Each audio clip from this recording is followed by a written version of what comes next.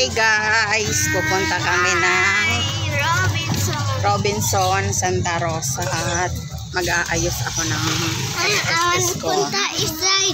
Yes, mag-i-slide din ang mga bata kasi may slide doon. Libre naman.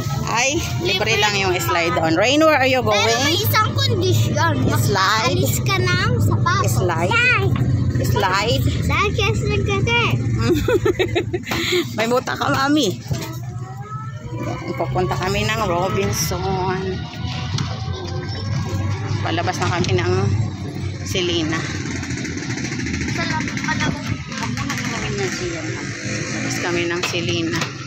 Parang ano, parang makulimlim ano. Parang makulimlim ang ano, ang panahon.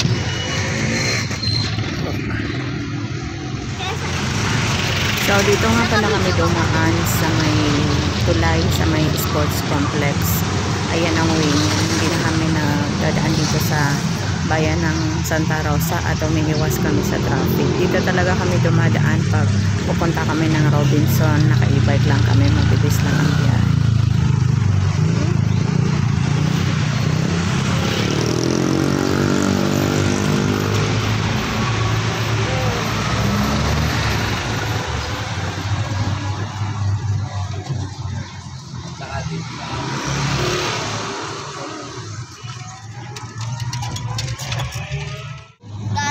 So ayan, ang bilis ng biyahe namin. Nandito na agad kami sa Robinson, Santa Rosa, Laguna.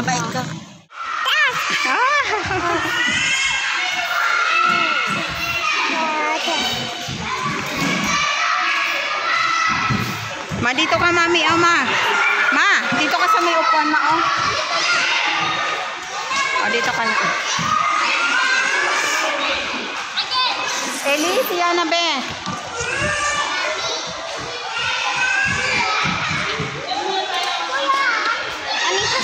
Be, siya na be.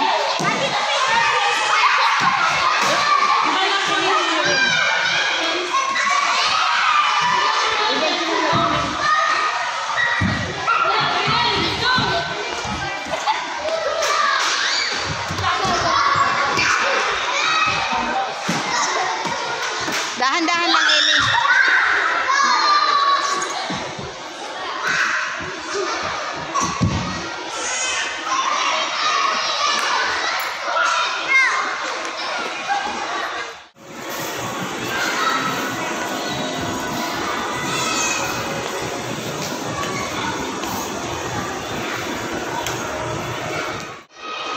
So, ayan guys. Makita ko sa second floor.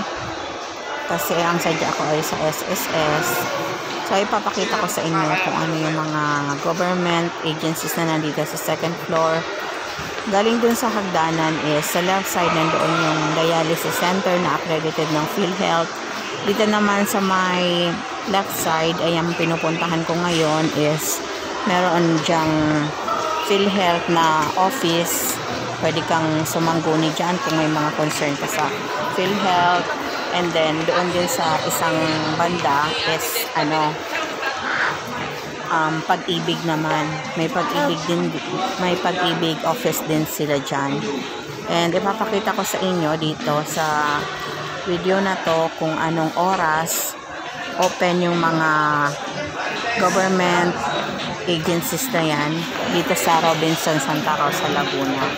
So, sa SSS, makikita nyo, SSS is nag-i-start yan ng 10 a.m. to 5 p.m. ang PRC hanggang 6 p.m. PhilHealth hanggang 5 p.m. Pag-ibig hanggang 6 p.m. and PhilPost. So, ang pinakamagang nagsasara sa kanila is yung SS. Yung ibang government agencies is alas 6 talaga. So, nasa second floor ako niyan. Aakyat uli ako ng third floor kasi nasa third floor yung SSS. I-check ko kasi yung maternity benefits ko kasi ang sabi sa akin dati is mag-file ako online.